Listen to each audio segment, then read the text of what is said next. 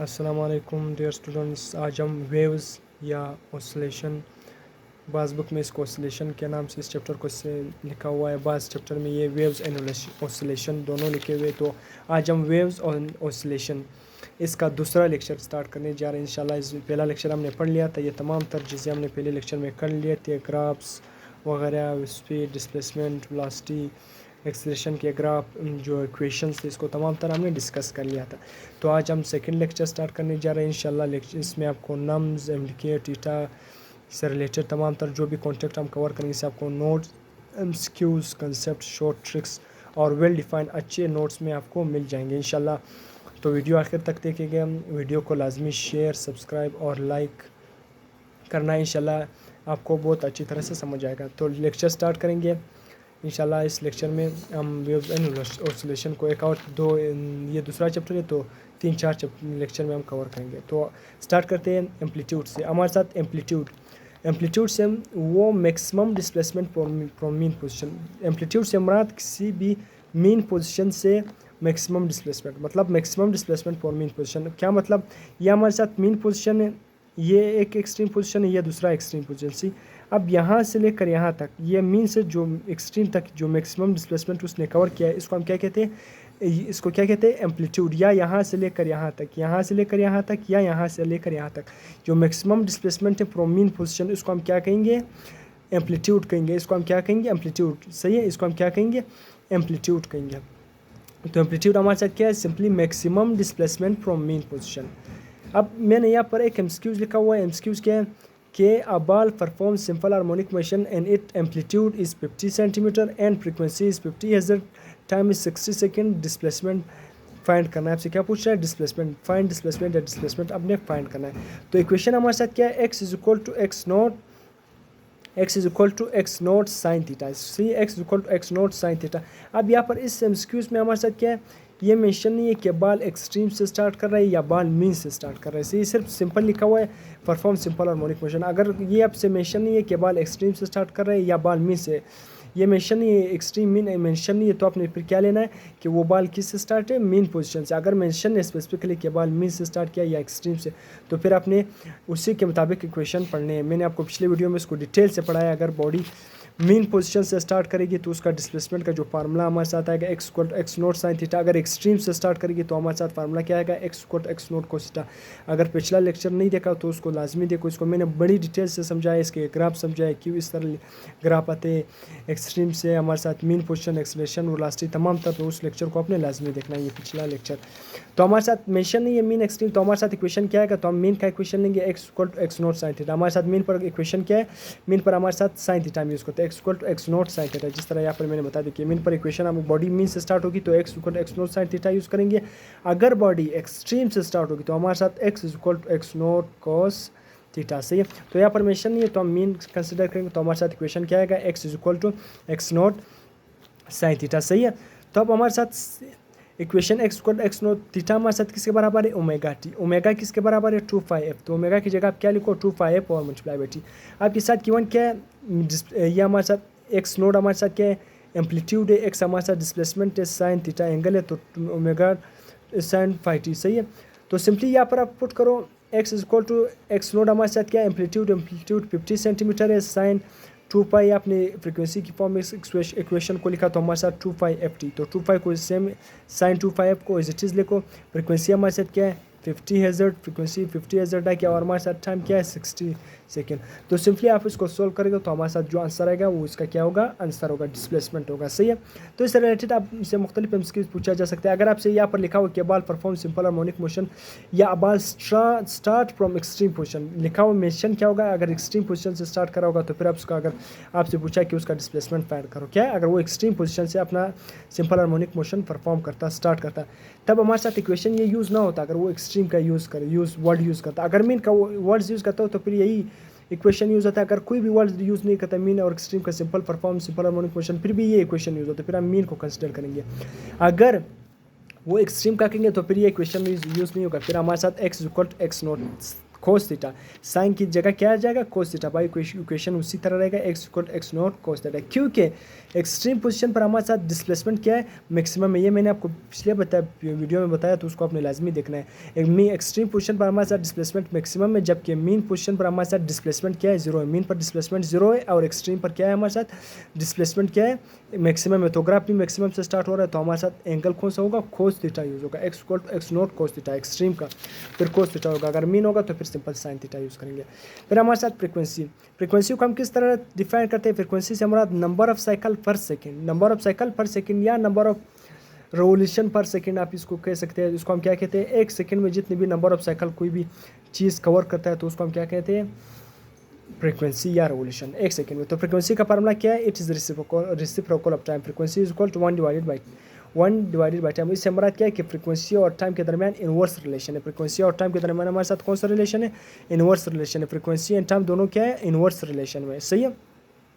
Frequency और time दोनों inverse relation में। अब मैं आपसे एक एमसीक्यूज पूछता हूँ, product of time and frequency, product of time and frequency is, आपसे पूछा जा रहा है कि product of time and frequency 1 के बराबर, यहाँ पर 1 लिखा हुआ है, FT लिखा हुआ है, फ्रीक्वेंसी लिखा हुआ है और डी और हमारे साथ क्या लिखा है टाइम। ये पास पेपर का एमसीक्यूज है कि product of frequency and time. आप सिंपली प्रोडक्ट से मुराद के इन दोनों का मल्टीप्लिकेशन, फ्रीक्वेंसी को आप टाइम से मल्टीप्लाई करो, फ्रीक्वेंसी को टाइम से मल्टीप्लाई करो, किसके बराबर आ गया 1 के बराबर आ गया यानी। तो सिंपली हमारे साथ आंसर क्या आएगा, product of frequency and time किसके बराबर है 1 के बराबर है, सही है। तो फ्रीक्वेंसी को आपने डिफाइन भी कर लिया, फ्रीक्वेंसी हमारे साथ रेसिप्रोकल ऑफ टाइम। इससे भी हम एमसीक्यूज पूछा जा सकता है आपसे। अगर मैं आपसे पूछूँ, मैं आपको सिंपली एक एमसीक्यूज दे दूँ ना इस तरफ, मैं आपसे पूछूँ कि एक बॉडी उसकी फ्रीक्वेंसी इतनी है, सी है 50 हज़र्ट्ज़, सी है 50 हज़र्ट्ज़। मैं आपसे पूछूँ किसकी क्या है फ्रीक्वेंसी बताओ, नहीं सॉरी फ्रीक्वेंसी आपकी 50 हज़र्ट्ज़ है उस बॉडी की। अब मैं आपसे पूछ रहा हूँ कि इसकी क्या आप मुझे बताओ, इसका मुझे बताओ आप टाइम पीरियड बताओ।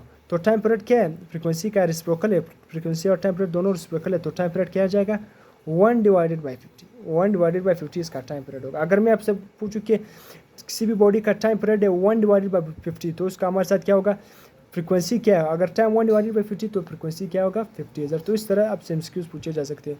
ये चोंटी का से ये हमारे साथ डिस्टर्ब कर रहे हैं। तो ये क्या है 1/50, सही है। इसके बाद हमारे साथ वाइब्रेशन ऑसिलेशन, वाइब्रेशन को हम ऑसिलेशन भी कहते हैं। वाइब्रेशन की तारीफ हम किस तरह करते हैं, वाइब्रेशन से मुराद कोई भी बॉडी जब भी कोई कंप्लीट राउंड कंप्लीट करता है, कोई भी वाइब्रेटिंग बॉडी जब एक कंप्लीट राउंड, जब कोई भी किसी भी वाइब्रेटिंग बॉडी की एक कंप्लीट राउंड ट्रिप की, एक कंप्लीट राउंड ट्रिप, किसी भी वाइब्रेटिंग बॉडी की कंप्लीट राउंड ट्रिप को हम क्या कहेंगे वाइब्रेशन कहेंगे या ऑसिलेशन। किसी भी बॉडी की एक कंप्लीट राउंड ट्रिप को हम क्या कहेंगे वाइब्रेशन या ऑसिलेशन। यहाँ से बॉडी स्टार्ट होगी, इस मीन से स्टार्ट होगी, यहाँ पर एक्सट्रीम तक आ गई, फिर वापस यहाँ तक आ गई, फिर वापस यहाँ से यहाँ तक आ गई, फिर वापस यहाँ से यहाँ तक आ गई। तो ये हमारे साथ किसके बराबर है एक कंप्लीट वाइब्रेशन या ऑसिलेशन। मतलब जब ये मीन से स्टार्ट हो गया एक एक्सट्रीम पर गई, वापस एक एक्सट्रीम पर आ गई, सही है, फिर इस मीन से गई इस एक्सट्रीम पर गई, फिर वापस आ गई, तब हमारे साथ एक ऑसिलेशन हो गया। तो टोटल डिस्टेंस हमारे साथ क्या हो गया, एक दफ़ा यहाँ तक गया, फिर वापस आ गया, फिर यहाँ तक गया, फिर वापस आ गया। तो हमारे साथ 4x0 टोटल डिस्प्लेसमेंट ने कितना कवर किया, x plus x plus x plus x कितना हो गया डिस्प्लेसमेंट, कितना हो गया 4 टाइम x0 तो हमारे साथ 4x0 डिस्प्लेसमेंट उसका आ गया। तो अभी मैं आपको बताता हूँ कि हम यहाँ पर एमसीक्यूज 1 वाइब्रेशन या 1 ऑसिलेशन में आपके साथ डिस्टेंस क्या होगा। कोई आपसे एमसीक्यूज में पूछो what will be the displacement of a body when it complete 1 vibration या it complete 1 oscillation, what will be it distance या what will be it displacement या what will be it velocity. तो अभी मैंने आपको बता दिया कि बॉडी अगर मीन पोजीशन से स्टार्ट करती है, याद रखना है कोई भी बॉडी अगर स्ट्रेट मोशन परफॉर्म कर रही होगी ना उसका डिस्प्लेसमेंट और डिस्टेंस सेम होंगे। डिस्प्लेसमेंट अब ये जो बॉडी परफॉर्म कर रही है स्ट्रेट मोशन, कोई भी डायरेक्शन चेंज नहीं कर, तो इसका डिस्प्लेसमेंट भी यही है और इसका डिस्टेंस भी है, क्योंकि स्ट्रेट मोशन में हमारे साथ डिस्टेंस और डिस्प्लेसमेंट दोनों इक्वल है, सही है।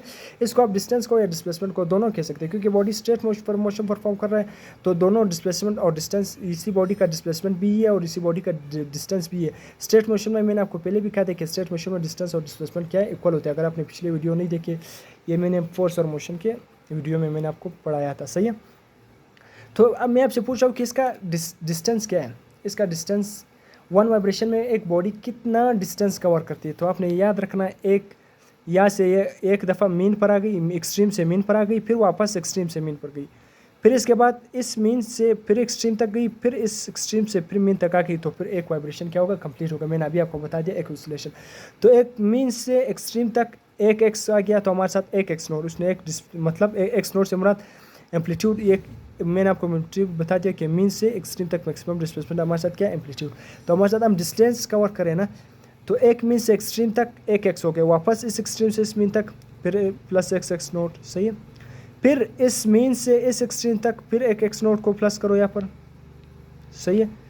फिर जब हमारे साथ इस मीन से एक्सट्रीम तक गई, फिर वापस इस एक्सट्रीम से इस मीन तक, तो हमारे साथ क्या होगा, एक और को प्लस करो तो हमारे साथ अब ये क्या है, एक कंप्लीट वन वाइब्रेशन के बराबर हो गया। Complete one vibration 4 x note मतलब 4 दफ़ा इसको आप प्लस करोगे, क्योंकि मीन से एक्सट्रीम, एक्सट्रीम से मीन, फिर मीन से एक्सट्रीम, एक्सट्रीम से मीन। अब ये वो एक वाइब्रेशन या एक ऑसिलेशन के बराबर है। तो हमारे साथ डिस्टेंस कितना हो गया, x plus x x note plus x note plus x naught, हमारे साथ कितना डिस्प्लेसमेंट उसने कवर किया, 4 एक्स नोट। डिस्टेंस हमारे साथ क्या आ गया, 4 एक्स नोट। अब मैं आपसे पूछता हूँ कि डिस्प्लेसमेंट क्या है। बॉडी मीन से स्टार्ट हो गई है, एक्सट्रीम तक गई, फिर मीन तक गई, फिर या मीन से गई एक्सट्रीम तक गई, फिर एक्सट्रीम से मीन तक आ गई। कोई चेंज उसका पोजीशन में चेंज आया, एक्सट्रीम मीन से गई एक्सट्रीम तक, वापस एक्सट्रीम से मीन तक आ गई, मीन से गई एक्सट्रीम तक, वापस एक्सट्रीम से आ गई मीन तक। या आप इस तरह कह सकते हो, मीन इस एक्सट्रीम से गई इस मीन तक, इस मीन से आई वापस इस एक्सट्रीम पर। कोई भी पोजीशन चेंज नहीं हुआ, कोई भी पोजीशन, जब तक हमारे साथ पोजीशन मतलब पोजीशन में चेंज नहीं आएगा, या आप सिंपली कह सकते हो डिस्प्लेसमेंट में जब चेंज नहीं आएगा। जब डिस्प्लेसमेंट में चेंज नहीं आएगा तो हमारे साथ क्या होगी, डिस्प्लेसमेंट यहाँ पर कवर हो रहा है। डिस्प्लेसमेंट हमारे साथ जब पोजीशन चेंज होगी, जब हमारे साथ इनिशियल, सिंपली मैं आपको कहूँ इनिशियल और फाइनल स्टेट दोनों एक होंगे। बॉडी इनिशियल से स्टार्ट होगी, वापस इसी इनिशियल तक आ गई। फाइनल जो फर्स्ट बॉडी स्टार्ट हो रही वो यहाँ से इनिशियल एक्सट्रीम से स्टार्ट हो रही है, वापस एक्सट्रीम तक आ रही है। तो हमारे साथ फाइनल और इनिशियल और फाइनल पार्ट दोनों सेम है, तो हमारे साथ डिस्प्लेसमेंट क्या होगा, डिस्प्लेसमेंट तो जीरो होगा। जब क्योंकि कोई भी चेंज डिस्प्लेसमेंट ऑब्जर्व नहीं हो रहा, बॉडी का इनिशियल और फाइनल पार्ट दोनों सेम है, एक्सट्रीम से स्टार्ट मीन से स्टार्ट हो रही है, वापस मीन तक आ रही है। चेंज इन डिस्प्लेसमेंट हमारे साथ क्या है, जीरो है, तो हमारे साथ डिस्प्लेसमेंट क्या होगा, जीरो, क्योंकि कोई भी चेंज नहीं आ रहा है। अब मैं आपसे पूछूँ वेलोसिटी, लाजमी सी बात है जब डिस्प्लेसमेंट का चेंज जीरो होगा तो वेलोसिटी भी क्या होगा, जीरो होगा। वेलोसिटी का क्या है, velocity is equal to change in displacement divided by time. जब डिस्प्लेसमेंट जीरो होगा ना, तो वेलोसिटी भी क्या होगी, एक बात लाजमी से याद रखना, वेलोसिटी भी क्या होगा, जीरो होगा। तो वन वाइब्रेशन में या वन ऑसिलेशन में the body cover 4 x note, उसका जो डिस्टेंस है वो 4 एक्स नोट के बराबर होता है, जबकि उसका डिस्प्लेसमेंट जीरो होता है, क्योंकि उसका जो फाइनल और इनिशियल दोनों पॉइंट सेम है, कि उसमें कोई चेंज नहीं आ रहा है, तो डिस्प्लेसमेंट क्या होगा, जीरो होगा। और हमारे साथ वेलोसिटी क्या है कि वो भी हमारे साथ क्या होगी, जीरो होगी। याद रखना वेलोसिटी भी क्या होगी, जीरो, क्योंकि जब डिस्प्लेसमेंट में चेंज नहीं आ रहा, जब डिस्प्लेसमेंट जीरो होगा तो हमारे साथ वेलोसिटी भी क्या होगी, जीरो होगी। यहाँ पर मैंने एक एमसीक्यूज लिखा हुआ है, एक्स इज इक्वल टू, ये इक्वेशन जो अभी मैंने आपको पढ़ा दिया, X equal to X naught sine omega T, या X equal to X naught omega की जगह आप 2 पाई एफ टी भी लिख सकते हो। अब body is moving from mean position, आप यहाँ लिखा भी हुआ है कि बॉडी मीन पोजिशन से स्टार्ट, क्योंकि इक्वेशन भी मीन का लिखा हुआ है।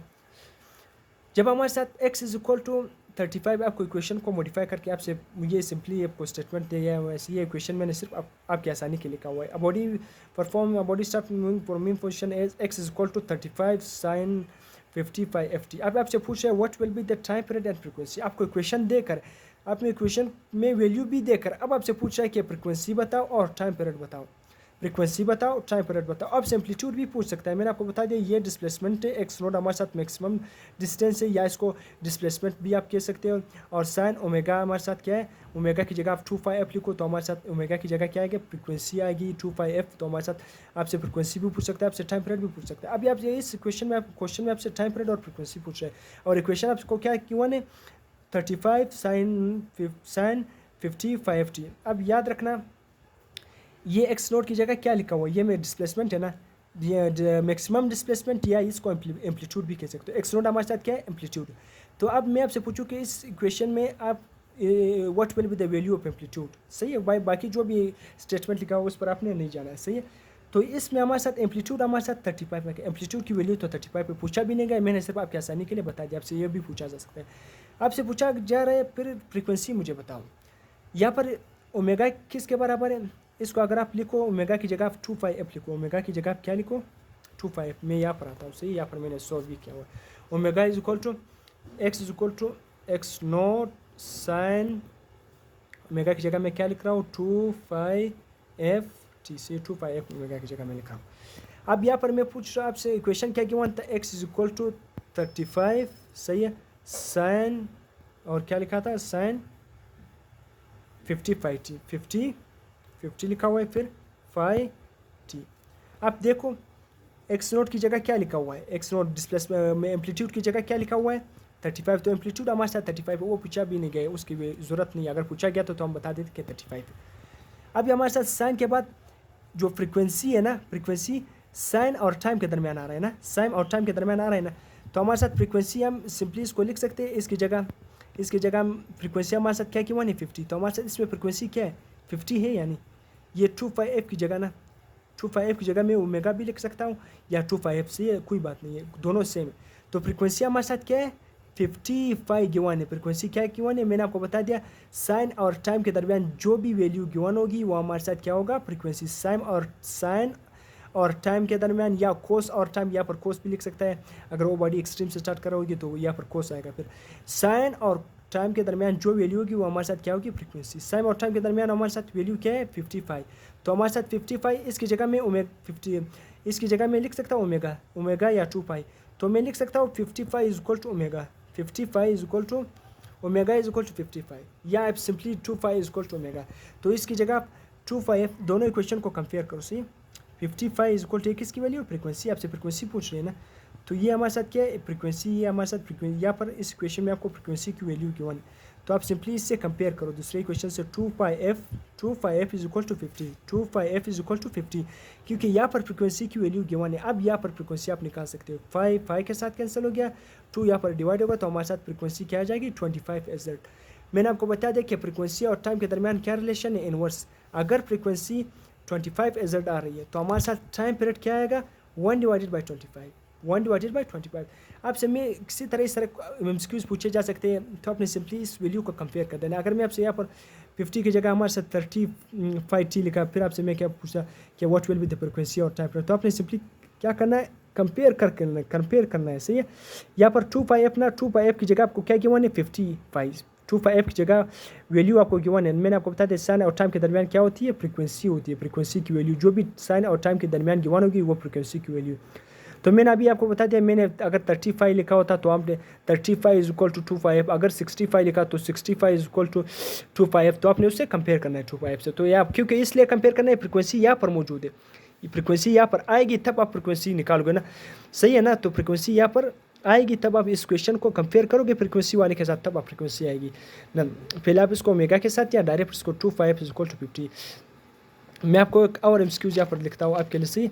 मैं आपको लिखता हूँ x इज इक्वल टू, यहाँ पर लिखता हूँ x is equal to x naught 60 sine यहाँ पर लिख लो साइन 65t। इससे मैं आपको पूछ रहा हूँ कि what will be the frequency and time period.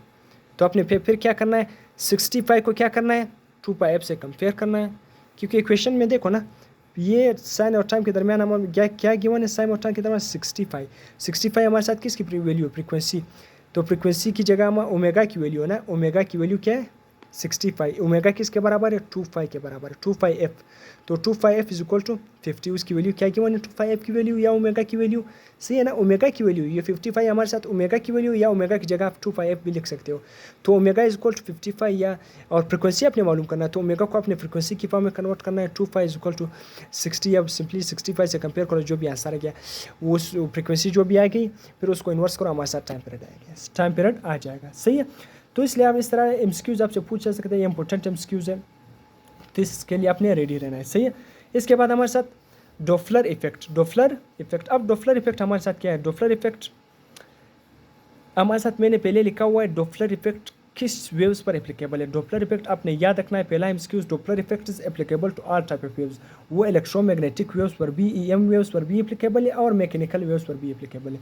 Doppler effect is applicable to all type of waves, याद रखना, Doppler effect is applicable to all type of waves, electromagnetic waves और मैकेनिकल वेव्स। मैकेनिकल वेव्स वो है जिसके लिए एक जगह से दूसरी जगह प्रोपगेशन के लिए हमारे साथ मीडियम रिक्वायर्ड होती है, और इलेक्ट्रोमैग्नेटिक वेव्स वो वेव्स होती है जिसके लिए मीडियम रिक्वायर्ड नहीं होती है प्रोपगेशन के लिए। तो हमारे साथ डॉपलर इफेक्ट हमारे साथ apparent change in frequency due to relative motion of source and observer, जब हमारे साथ फ्रीक्वेंसी में चेंज आएगा। कब फ्रीक्वेंसी में चेंज आएगा? अपेरेंट चेंज, मतलब फ्रीक्वेंसी में जब चेंज आएगा अपेरेंटली, ज़ाहिरी तौर पर जब फ्रीक्वेंसी में चेंज आएगा, कब आएगा चेंज? लाजमी कंडीशन क्या है? जब relative motion of source and observer, या सोर्स ऑब्जर्वर की तरफ मूव कर रहा होगा या ऑब्जर्वर सोर्स की तरफ मूव कर रहा है, दोनों कंडीशन। जब इन दोनों की रिलेटिव मोशन की वजह से हमारे साथ फ्रीक्वेंसी चेंज होगी, तब हमारे साथ जो इफेक्ट हम ऑब्जर्व करेंगे उसको हम क्या कहेंगे? Doppler effect. क्योंकि इसको एक डॉपलर के नाम से, डॉपलर एक साइंटिस्ट है, उसके नाम से इसको उसने खुद इजाद किया, डॉपलर इफेक्ट।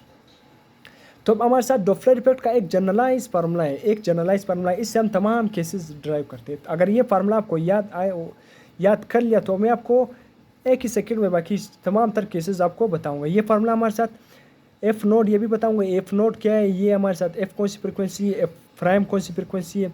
एफ प्राइम अभी आपने सिर्फ याद रखना है। एफ प्राइम हमारे साथ क्या है? एफ प्राइम हमारे साथ अपेरेंट फ्रिक्वेंसी या ऑब्जर्व फ्रिक्वेंसी। याद रखना है एफ प्राइम क्या है? अपेरेंट फ्रिक्वेंसी या ऑब्जर्व फ्रिक्वेंसी। जब प्राइम नहीं लगाओगे सिंपल फ्रिक्वेंसी क्या है? ये हमारे साथ रियल फ्रिक्वेंसी है, इसको हम रियल फ्रिक्वेंसी कहते हैं। ये हमारे साथ क्या है? रियल फ्रिक्वेंसी या एक्चुअल फ्रिक्वेंसी। तो हमारे साथ फार्मूला क्या है? Generalise formula v plus minus u o से मुराद speed of observer, speed of observer divided by v plus minus divided by u s से मुराद speed of source multiply by frequency. तो हमारे साथ वी से मुराद क्या है? स्पीड ऑफ साउंड हमारे साथ स्पीड ऑफ साउंड है, वी से मुराद स्पीड ऑफ साउंड। ओ से मुराद स्पीड ऑफ ऑब्जर्वर, ओ से मुराद स्पीड ऑफ ऑब्जर्वर। यूएस से मुराद स्पीड ऑफ सोर्स। याद रखना ऑब्जर्वर की स्पीड हमेशा ऊपर आती है और सोर्स की स्पीड हमेशा क्या आती है? नीचे आती है। मिक्स नहीं करना, ऑब्जर्वर की स्पीड हमेशा, ऑब्जर्वर की जो स्पीड है वो हमेशा ऊपर आती है और जो सोर्स की स्पीड है वो हमेशा क्या आती है? नीचे आती है। तो हमारे साथ ये एफ प्राइम हमारे साथ अपेरेंट फ्रिक्वेंसी या ऑब्जर्व फ्रिक्वेंसी, एफ हमारे साथ रियल फ्रिक्वेंसी। चेंज हमारे साथ क्या है? Change in frequency. Delta F से हमारा चेंज इन फ्रिक्वेंसी या डॉपलर शिफ्ट। लेमडा जब चेंज इन लेमडा होगा तो उसको हम क्या कहेंगे? Doppler shift. हमारे साथ ये क्या है? Change in frequency. जब हमारे साथ फ्रिक्वेंसी रियल फ्रिक्वेंसी और अपेरेंट फ्रिक्वेंसी, रियल फ्रिक्वेंसी याद रखना है, रियल फ्रिक्वेंसी और अपेरेंट फ्रिक्वेंसी के दरमियान कोई चेंज होगा। अगर मैं आपसे किस तरह चेंज होगा, अगर हमारे साथ रियल फ्रिक्वेंसी भी हमारे साथ 50 हज़र्ट है और अपेरेंट फ्रिक्वेंसी भी 50 हज़र्ट है, तो हमारे साथ apparent frequency minus real frequency क्या गया? अब 50 माइनस 50 ज़ीरो रिजल्ट आ गया। कोई चेंज आ रहा है आपको ऑब्जर्व हो रहा है? नहीं हो रहा है ना। जब चेंज इन फ्रिक्वेंसी आपके साथ ज़ीरो होगा, याद रखना जब चेंज इन फ्रिक्वेंसी ज़ीरो होगा तब हमारे साथ फ्रिक्वेंसी में जब चेंज नहीं होगा तब हमारे साथ डॉपलर इफेक्ट भी नहीं होगा। Doppler effect is not observed when the change in frequency is zero. When the change in frequency is zero, Doppler effect हमारे साथ ऑब्जर्व नहीं होगा। डॉपलर इफेक्ट के लिए आपका लाजमी बात है क्या है? फ्रिक्वेंसी का चेंज होना क्या है? लाजमी है। या हमारे साथ ऑब्जर्वर और सोर्स दोनों का मूव करने से हमारे साथ फ्रिक्वेंसी चेंज होगी। ऑब्जर्वर और सोर्स दोनों के रिलेटिव मोशन से। मैं आपसे क्या कहूँगा, अगर ऑब्जर्वर कोई भी एक बॉडी है, ये ए बॉडी है, दूसरा हमारे साथ ये बी बॉडी, अगर ये दोनों सेम वेलोसिटी से जा रहे हैं, दोनों क्या है? सेम वेलोसिटी से जा रहे हैं। मैं आपसे सिंपल कह रहा हूँ, दोनों सेम वेलोसिटी से जा रहे हैं। लेट्स सपोज अगर वो दोनों सेम, हमारे साथ बुक में एक एग्जांपल है, फेडरल बुक में एक एग्जांपल गिवन है कि दो बॉडी है वो सेम, या दो कार है मेरे ख्याल से, मैं सिंपली दो कार या बॉडी, अब मैंने सिर्फ कंसेप्ट आपका क्लियर करवाना है। सही है, तो दो बॉडी या दो कार, अगर वो ये एग्जांपल है फेडरल बुक में, तो वो आपसे मैंने ये लिया हुआ है। दो बॉडी है वो सेम स्पीड से जा रही है, क्या उसमें डॉपलर इफेक्ट ऑब्जर्व होगा? नहीं होगा ऑब्जर्व, क्योंकि स्पीड सेम है। जब स्पीड सेम होगा तो हमारे साथ फ्रिक्वेंसी डिस्टेंस चेंज नहीं हो रहा है। जब डिस्टेंस चेंज नहीं होगा तब हमारे साथ फ्रिक्वेंसी भी चेंज नहीं होगी। याद रखना, जब डिस्टेंस चेंज नहीं होगा ऑब्जर्वर और फ्रिक्वेंसी के दरमियान, ऑब्जर्वर और सोर्स के दरमियान, तब हमारे साथ दोनों सेम स्पीड से जा रहे हैं, दोनों सेम स्पीड से जा रहे हैं, डिस्टेंस दोनों सेम कवर कर रहे हैं। तब हमारे साथ जब डिस्टेंस दोनों सेम कवर कर रहे हैं तब हमारे साथ फ्रिक्वेंसी कहाँ से चेंज होगी? फ्रिक्वेंसी कहाँ से चेंज होगी? जब ऑब्जर्वर और सोर्स दोनों, जब या दोनों कार है हमारे साथ, दोनों कार है, एक ऑब्जर्वर ले लो, एक सोर्स ले लो आप सिंपली, या दोनों कार ले लो या दो बॉडी ले लो, अगर वो सेम स्पीड से जा रहे हैं, कॉन्स्टेंट स्पीड से जा रहे हैं, कॉन्स्टेंट वेलोसिटी से जा रहे हैं, तो हमारे साथ तब उसमें हमारे साथ डिस्टेंस के जो हमारे साथ डिस्टेंस चेंज नहीं हो रहा है, जब डिस्टेंस चेंज नहीं हो रहा होगा तो हमारे साथ डॉपलर शिफ्ट भी एप्लीकेबल नहीं होगा। अभी मैं आपको प्रूफ भी करवाता हूँ।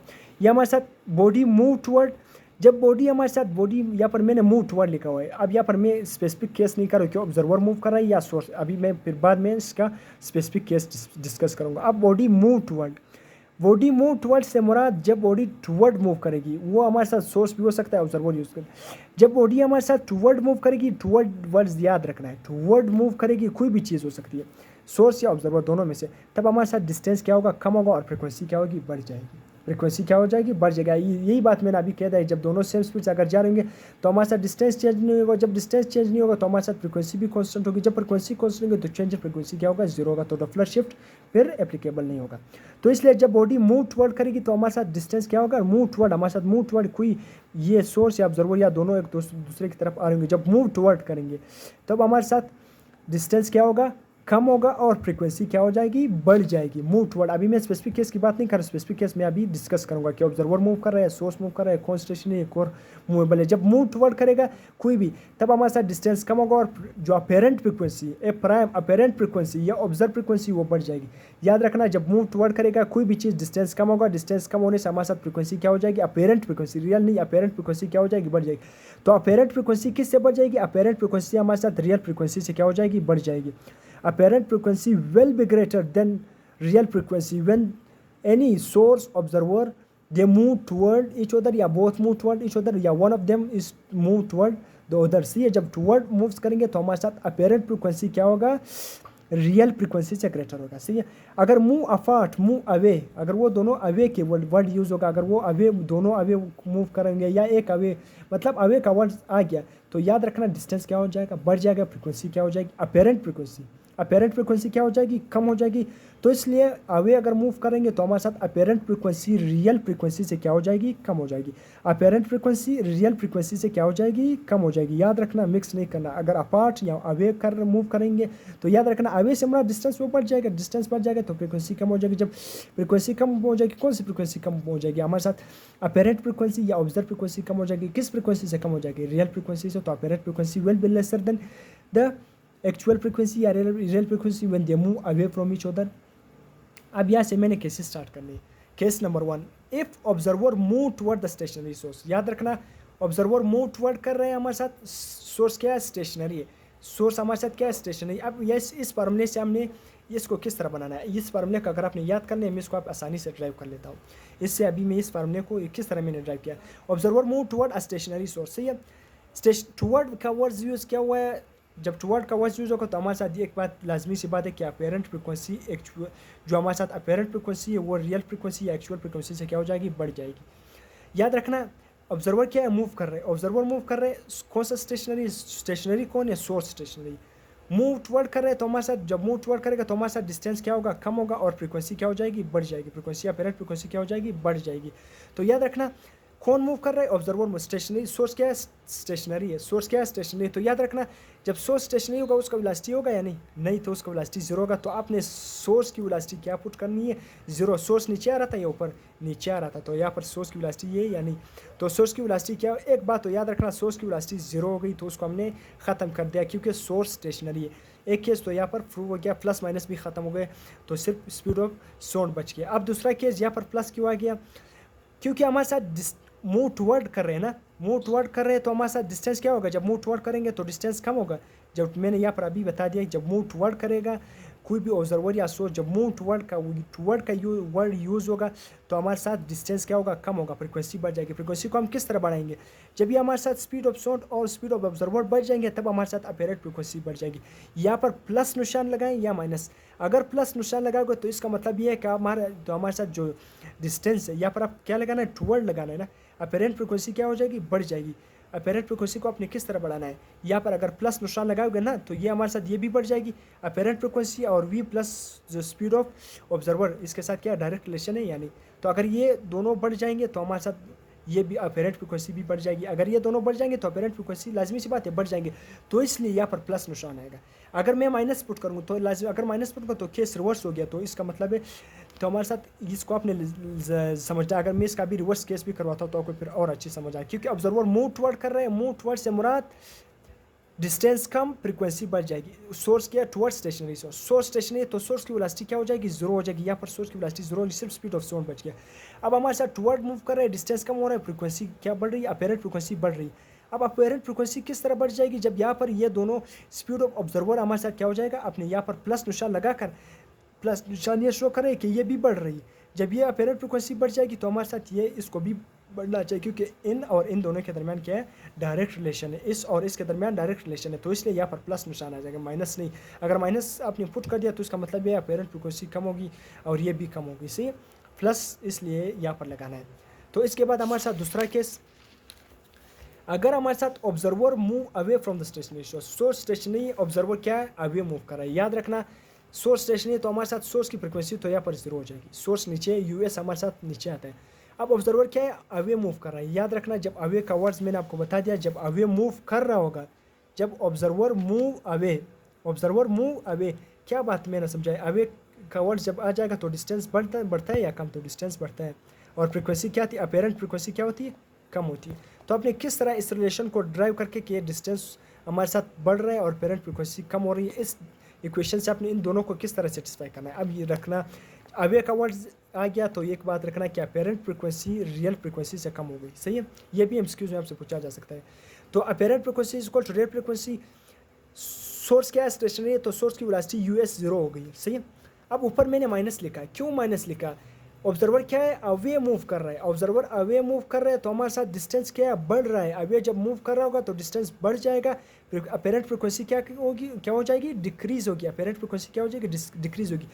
अब अपेरेंट फ्रिक्वेंसी और यू माइनस यू नोट के दरमियान क्या है, जो वेलोसिटी और स्पीड ऑफ साउंड और स्पीड ऑफ ऑब्जर्वर, इन दोनों अपेरेंट फ्रिक्वेंसी का इन दोनों के साथ क्या है, डायरेक्ट रिलेशन है। तो फ्रिक्वेंसी कम हो रही है ना, अपेरेंट फ्रिक्वेंसी कम हो रही है। जब अपेरेंट फ्रिक्वेंसी कम होगी तो हमारे साथ स्पीड और जो स्पीड ऑफ साउंड तो कांस्टेंट है हमारे साथ, जो हमारे साथ स्पीड ऑफ ऑब्जर्वर है तो वो भी कम हो जाएगा। स्पीड ऑब्जर्वर को भी कम होना चाहिए ना, अपेरेंट फ्रिक्वेंसी कम हो रही है ना, तो अपेरेंट फ्रिक्वेंसी का यू ओ के साथ स्पीड ऑफ द ऑब्जर्वर के साथ क्या है, डायरेक्ट रिलेशन है। यानी जब अपेरेंट फ्रिक्वेंसी कम हो जाएगी, क्योंकि वो ऑब्जर्वर अवे मूव कर रहा है, अवे मूव कर रहा है तो डिस्टेंस बढ़ रहा है, अपेरेंट फ्रिक्वेंसी कम हो रही है।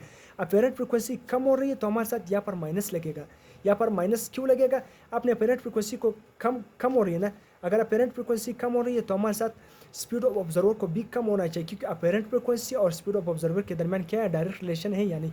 तो इसलिए यहाँ पर माइनस निशान आ गया, इसलिए यहाँ पर माइनस निशान। और पिछले वीडियो में मैंने जो पिछला फर्स्ट केस था यहाँ पर प्लस मैंने क्यों लिखा था, क्योंकि ऑब्जर्वर मूव टुवर्ड कर रहे हैं, मूव टुवर्ड से मुराद वहाँ पर डिस्टेंस क्या है, कम हो रहा है और फ्रिक्वेंसी बढ़ रही है। क्योंकि अपेरेंट फ्रिक्वेंसी क्या है, बढ़ गई है। अपेरेंट फ्रिक्वेंसी किस तरह बढ़ जाएगी, अपेरेंट फ्रिक्वेंसी और स्पीड ऑफ ऑब्जर्वर के दरमियान क्या है, डायरेक्ट रिलेशन है।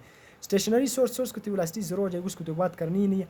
हमारे साथ फ्रिक्वेंसी अपेरेंट फ्रिक्वेंसी क्या हो जाएगी, बढ़ जाएगी, क्योंकि टुवर्ड मूव कर रहा है, टुवर्ड मूव कर रहा है तो अपेरेंट फ्रिक्वेंसी बढ़ जाएगी। अपेरेंट फ्रिक्वेंसी बढ़ जाएगी तो उसका स्पीड ऑफ ऑब्जर्वर के साथ डायरेक्ट रिलेशन है। अपेरेंट फ्रिक्वेंसी और स्पीड ऑफ ऑब्जर्वर दोनों के साथ हमारे साथ क्या है, डायरेक्ट रिलेशन है। इस केस में जब अपेरेंट फ्रिक्वेंसी बढ़ जाएगी तो हमारे साथ लाजमी सी बात है स्पीड ऑफ ऑब्जर्वर भी क्या हो जाएगी, बढ़ जाएगी। तो इसलिए यहाँ पर प्लस हम लगाएंगे।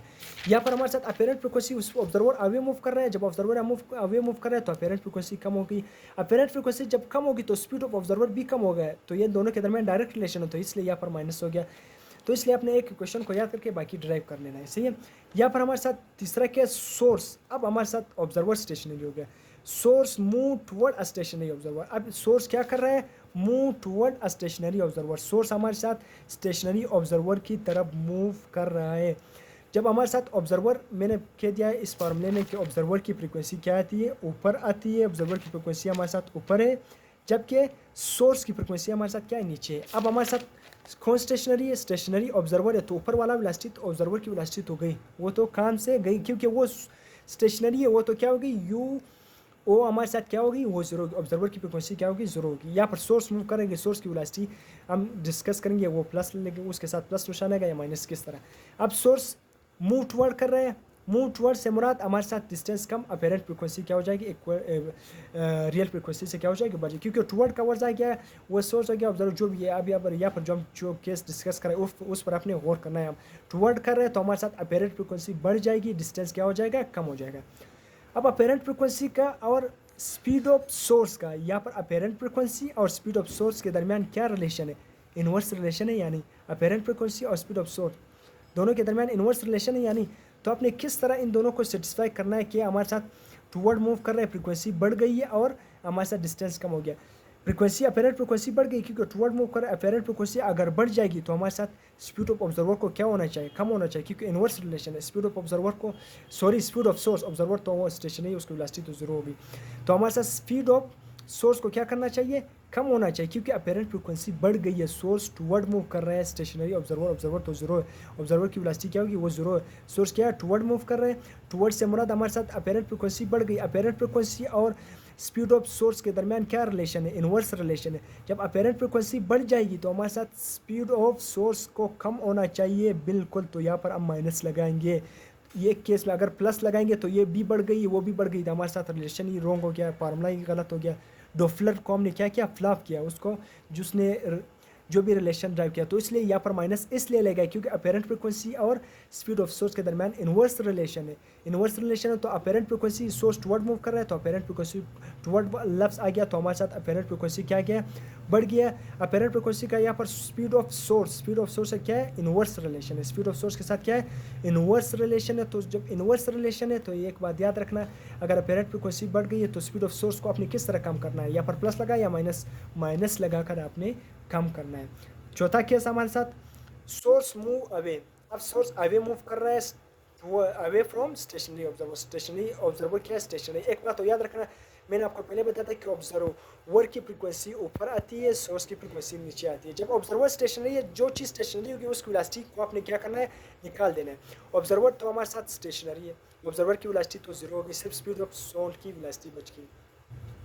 अब सोर्स क्या है, अवे मूव कर रहा है। जब अवे मूव कर रहा होगा तो हमारे साथ एक बात याद रखना, डिस्टेंस बढ़ रहा है हमारे साथ। जब डिस्टेंस बढ़ रहा है तो हमारे साथ फ्रीक्वेंसी क्या होगी, कम होगी। फ्रीक्वेंसी क्या होगी, कम होगी। फ्रीक्वेंसी क्या होगी, तो अपेरेंट फ्रीक्वेंसी रियल फ्रीक्वेंसी से क्या हो जाएगी, कम हो जाएगी, क्योंकि सोर्स अवे मूव कर रहा है। अवे जब मूव कर रहा होगा तो एक बात याद रखना, डिस्टेंस बढ़ जाएगा, अपेरेंट फ्रीक्वेंसी क्या हो जाएगी, रियल फ्रीक्वेंसी से कम हो जाएगी, जिस तरह इस केस में। तो हमारे साथ अपेरेंट फ्रीक्वेंसी रियल केस से क्या हो जाएगी, अपेरेंट फ्रीक्वेंसी क्या हो जाएगी, apparent frequency will be lesser then real frequency. इस केस में हमारे साथ अपेरेंट फ्रीक्वेंसी क्या हो जाएगी, लेस हो जाएगी रियल फ्रीक्वेंसी से, क्योंकि अवे मूव कर रहा है, डिस्टेंस बढ़ गया, अपेरेंट फ्रीक्वेंसी क्या हो जाएगी, कम हो जाएगी। अब ऑब्जर्वर सोर्स क्या है हमारा, ऑब्जर्वर हमारे साथ क्या है, स्टेशनरी है। ऑब्जर्वर क्या है हमारे साथ, स्टेशनरी। तो ऑब्जर्वर जब स्टेशनरी है तो वहाँ पर वेलोसिटी ऑफ ऑब्जर्वर वो क्या हो जाएगी, जीरो हो जाएगी। वेलोसिटी ऑफ ऑब्जर्वर क्या हो जाएगी, जीरो होगी, क्योंकि ऑब्जर्वर की वेलोसिटी ऊपर, सोर्स की वेलोसिटी नीचे। इसको मैं बार बार इसलिए कह रहा हूँ क्योंकि अक्सर स्टूडेंट इसको मिक्स करते हैं। तो हमारे साथ अब इसको रिलेशन को किस तरह ड्राइव करके क्या अपने इसको यहाँ पर प्लस किस तरह लगाएंगे। सोर्स अवे मूव कर रहा है, अवे से मुराद क्या है, फ्रीक्वेंसी बढ़ जाएगी, अपेरेंट फ्रीक्वेंसी या कम। अवे मूव कर रहे हैं, डिस्टेंस बढ़ गया, तो हमारे साथ अपेरेंट फ्रीक्वेंसी को कम होना चाहिए, अपेरेंट फ्रीक्वेंसी कम हो जाएगी, तो हमारे साथ अपेरेंट फ्रीक्वेंसी कम हो। सोर्स अवे मूव कर रहे हैं तो अपेरेंट फ्रीक्वेंसी कम हो जाएगी।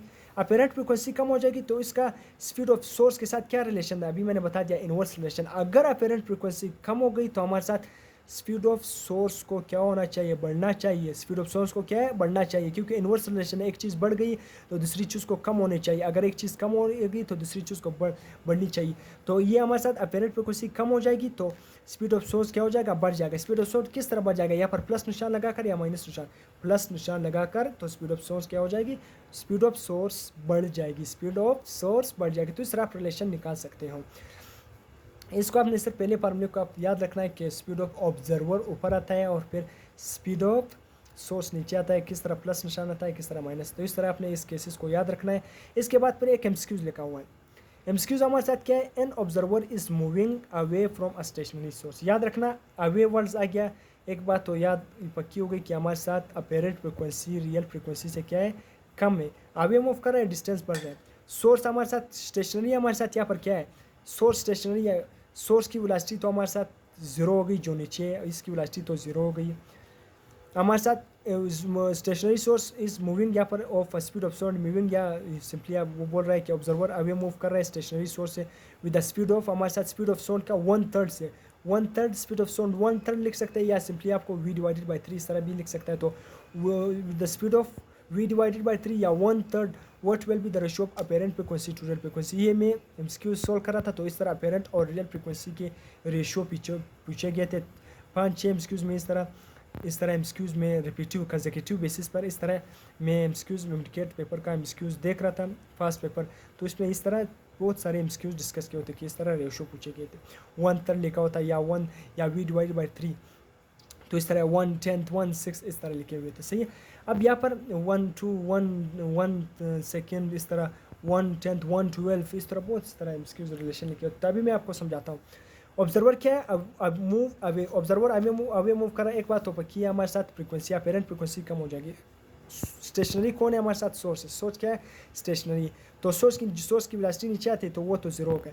अवे मूव कर रहे हैं ना, अवे मूव कर रहे हैं तो हमारे साथ अपेरेंट फ्रीक्वेंसी कम हो जाएगी। यहाँ पर अपेरेंट फ्रीक्वेंसी का और स्पीड ऑफ ऑब्जर्वर का, अपेरेंट फ्रीक्वेंसी का और स्पीड ऑफ ऑब्जर्वर का डायरेक्ट रिलेशन है। अगर अपेरेंट फ्रीक्वेंसी कम हो गई तो हमारे साथ स्पीड ऑफ ऑब्जर्वर को भी कम होना चाहिए। स्पीड ऑफ ऑब्जर्वर किस तरह कम हो जाएगा? जब यहाँ पर हम माइनस निशान लगाएंगे, यहाँ पर माइनस निशान लगाएंगे तब हमारे साथ रिलेशन सेटिस्फाई होगा, क्योंकि अवे मूव कर रहे हैं, सोर्स स्टेशनरी, सोर्स की वेलोसिटी कम जीरो हो गई तो अवे मूव कर रहे हैं तो अपेरेंट फ्रीक्वेंसी कम हो जाएगी। अपेरेंट फ्रीक्वेंसी जब कम हो जाएगी तो हमारे साथ अपेरेंट फ्रीक्वेंसी का और स्पीड ऑफ ऑब्जर्वर का डायरेक्ट रिलेशन है, तो ऑब्जर्वर की फ्रीक्वेंसी भी क्या, ऑब्जर्वर की स्पीड भी कम हो जाएगी। तो हम यहाँ पर हम क्या लगाएंगे? माइनस निशान लगाएंगे। किस तरह हम कम हो जाएगी? माइनस निशान लगाकर, तो वो भी क्या हम ये सेटिस्फाई करेगा कि वो स्पीड ऑफ सोर्स भी कम हो रही है। तो रेशो पूछ रहे हैं एफ, तो ये आप अपेरेंट फ्रीक्वेंसी को रियल फ्रीक्वेंसी पर, यहाँ पर रियल फ्रीक्वेंसी को अपेरेंट पे डिवाइड करो तो वी माइनस वी नोट, ये तो स्पीड ऑफ साउंड है, वो हमारा स्पीड ऑफ साउंड है। वी वो आपसे क्या पूछ रहे हैं कि स्टेशनरी सोर्स ऑफ ऑब्जर्वर, हमारे साथ जो ऑब्जर्वर है वो कितनी स्पीड से मूव कर रहे हैं? अवे मूव कर रहे हैं स्टेशनरी सोर्स है विद स्पीड ऑफ 1/3 या वी डिवाइडेड बाई 3। तो सिंपली आप स्पीड ऑफ ऑब्जर्वर की जगह क्या लिखो? Minus v divided by 3 divided by v. तो इसका पहले एलसीएम ले लो, v minus v divided by 3 का ऊपर वाले हिस्से का एलसीएम ले लो तो हमारे साथ क्या आता है? 2v divided by 3। तो सिंपली 2v डिवाइडेड बाई 3 और नीचे v बच गया, वी से कैंसिल हो गया तो 2 डिवाइडेड बाई 3 इस तरह रेशो आ गया। आपके साथ आपने इस तरह एमसीक्यूज खुद भी प्रैक्टिस करनी है। ऑब्जर्वर अवे मूव, इस तरह ऑब्जर्वर मूव टुवर्ड, यहाँ पर मैंने खुद एमसीक्यूज लिखा है ऑब्जर्वर मूव। पास पेपर के एमसीक्यूज जो मेरे साथ बुक है उस पर बहुत सारे इस तरह एमसीक्यूज डिस्कस किए हुए हैं, जो उससे मैंने कुछ एमसीक्यूज उठाए, क्योंकि एक तो एमसीक्यूज को डिस्कस करने से इंसान का हर तरह का कंसेप्ट क्लियर हो जाता है। अब इस तरह एमसीक्यूज का अगर आपका रेशियो आ गया तो आप इजीली कर सकते हो, आपका कंसेप्ट क्लियर हो गया। अब यहाँ पर मैंने आपके लिए एक एमसीक्यूज जोड़ा है, ऑब्जर्वर क्या है, मूव क्या है? टुवर्ड कर रहे हैं, ऑब्जर्वर मूव टुवर्ड अ स्टेशन। सोर्स क्या है? स्टेशनरी, ऑब्जर्वर टुवर्ड मूव कर रहे हैं। एक बात हमारे साथ जो स्टेशनरी सोर्स है, सोर्स की वेलोसिटी क्या हो जाएगी? जीरो। सोर्स की वेलोसिटी हमेशा क्या आती है? नीचे आती है, तो नीचे सोर्स की वेलोसिटी क्या हो जाएगी? जीरो हो जाएगी। तो आपसे apparent frequency to real frequency का रेशियो पूछ रहे हैं। अब जो ऑब्जर्वर है वो कितनी वेलोसिटी के साथ मूव कर रहे हैं? 1/6 of the speed of sound या वी डिवाइडेड बाई 6। इस तरह भी पूछ सकते हैं, observer is moving toward the stationary source with the speed of 1/6 या V divided by 6 of the speed of sound. सही है, स्पीड ऑफ साउंड तो वी डिवाइडेड बाई 6। तो हमारे साथ टुवर्ड मूव कर रहे हैं तो एक बात तो पक्की होगी कि अपेरेंट फ्रीक्वेंसी क्या हो जाएगी? बढ़ जाएगी। अपेरेंट फ्रीक्वेंसी क्या हो जाएगी? बढ़ जाएगी रियल फ्रीक्वेंसी से, ये बात तो सही है। दूसरा बात हमारे साथ क्या रहेगी? कौन सोर्स स्टेशनरी है तो सोर्स की वेलोसिटी नीचे आती है, वो तो जीरो हो गई, वो तो चले गई काम से। बच क्या किया हमारे साथ? क्योंकि अपेरेंट फ्रीक्वेंसी बढ़ गई है हमारे साथ, ऑब्जर्वर मूव कर रहा है, ऑब्जर्वर की वेलोसिटी ऊपर आती है, तो अपेरेंट फ्रीक्वेंसी बढ़ रही है तो हमारे साथ अपेरेंट फ्रीक्वेंसी का और स्पीड ऑफ ऑब्जर्वर के दरमियान क्या रिलेशन है? डायरेक्ट रिलेशन है या नहीं? तो अगर हमारे साथ अपेरेंट फ्रीक्वेंसी बढ़ रही है तो हमारे साथ स्पीड ऑफ साउंड को भी बढ़ना चाहिए, क्योंकि डायरेक्ट रिलेशन है। स्पीड ऑफ साउंड किस तरह बढ़ जाएगी? अगर यहाँ पर प्लस निशान आप लगाओगे तो प्लस निशान लगाकर यह रिलेशन इस तरह बन जाएगा। तो आपने यहाँ पर सिंपली वैल्यू पुट कर स्पीड ऑफ ऑब्जर्वर की जगह क्या पुट करना है? वी डिवाइडेड बाई 6 एलसीएम लेकर, फिर पहले इससे का एलसीएम ले लो, या आप जो इस तरह आप सॉल्व कर सकते हैं, आपके लिए आसानी है। जो भी आंसर आ गया आपने कमेंट में लाजमी इसका आंसर कर देना है, कमेंट में लाजमी, ताकि मैं, क्योंकि इसका आंसर मुझे पता है क्या है, ताकि मुझे पता चल जाए कि आपको कितना समझ आएगा ये लेक्चर। तो इस तरह अपने एमसीक्यूज़ को खुद प्रैक्टिस कर देना है। डॉपलर इफेक्ट से बहुत सारे एमसीक्यूज़ आते हैं एमडीकेट में, 2-3 up to 4 MCQs Doppler effects आते हैं। बाज़ औक़ात ये 2 एमसीक्यूज़ आ जाते हैं, बाज़ औक़ात 3 एमसीक्यूज़ आ जाते हैं, 4 भी आ जाते हैं। तो इसको आपने याद रखना है। डॉपलर इफेक्ट ये यहाँ तक हमने पढ़ लिया। इसके बाद हम क्या पढ़ेंगे? स्पीड ऑफ साउंड पढ़ेंगे। सही है, speed of sound, Laplace correction, Newton correction, इसको हम पढ़ेंगे, कैरी ऑन करेंगे, उससे भी एमसीक्यूज़ आते हैं। तो यहाँ तक हम लेक्चर को वाइंड अप करेंगे। अगर लेक्चर पसंद आ गया तो अपने लेक्चर को लाजमी लाइक कर देना है, शेयर कर देना है, चैनल को सब्सक्राइब कर देना है। इंशाल्लाह इस तरह अच्छी वीडियो एमडीकेट ईटा के लिए इंशाल्लाह मैं आपके लिए बनाता रहूँगा, क्योंकि ये वेल डिफाइंड नोट्स। इससे अलावा मुझे नहीं लगता कि इससे अलावा कोई और कंटेंट डॉपलर इफेक्ट में होगा, या हमारे साथ जो सिंपल हार्मोनिक मोशन में जो पिछले वीडियो में मैंने पढ़ा है और इस वीडियो में पढ़ा है, मुझे बाकी, क्योंकि इंसान, कोई भी इंसान परफेक्ट नहीं हो सकता है, कमी बेशी हो सकता है, मगर मुझे उम्मीद है कि इससे बाकी चीज़ें इससे और एमडीकेट में नहीं आ सकती, इससे ज़्यादा मुश्किल चीज़ें एमडीकेट ईटा में नहीं आ सकती है नाम से। अगर आप इसको अच्छी तरह पढ़ लेते हो, याद कर लेते हो, प्रैक्टिस कर लेते हो, तो इससे ज़्यादा चीज़ें नहीं आती, इससे ऊपर चीज़ें आती नहीं है। तो इसलिए आपने इसको अच्छी तरह से प्रैक्टिस कर लेनी है, अच्छी तरह से प्रैक्टिस कर लेनी है। तो अगर आपने लेक्चर पसंद आ गया तो आप फिर आने वाले लेक्चर में स्पीड ऑफ साउंड को पढ़ेंगे, उसको क्लियर होंगे। तो इस तरह ये well defined notes, MCQ, strict concept की फॉर्म में मैंने लिखा हुआ है। हर तरह से कंसेप्ट मैंने इसमें डिस्कस किया है, हर तरह के पॉइंट्स को मैंने यहाँ पर लिखने की और आप तक पहुँचाने की कोशिश की। अगर आपको लेक्चर पसंद आ गया तो लाइक आपने ज़रूर कर देना है, चैनल को सब्सक्राइब और साथ साथ शेयर करना ये आपकी ज़िम्मेदारी है। और मेरी ज़िम्मेदारी आपके लिए अच्छे well defined note, concise precise note, MCQs concept की फॉर्म में आपके लिए लाना है ताकि आपकी तैयारी से अच्छी हो सके। तो अपने वीडियो को लाइक, ये कमेंट, शेयर कर देना इसलिए ताकि मुझे भी सपोर्ट मिल सके, मुझे भी अपनी मेहनत का सिला मुझे कि आप लोग इस वीडियो को कितना पसंद करते हो। इंशाल्लाह मैं आपके लिए वीडियो बनाता रहूँगा इसी तरह। बाकी टिल देन अल्लाह हाफिज़, नेक्स्ट वीडियो में फिर मिलते हैं।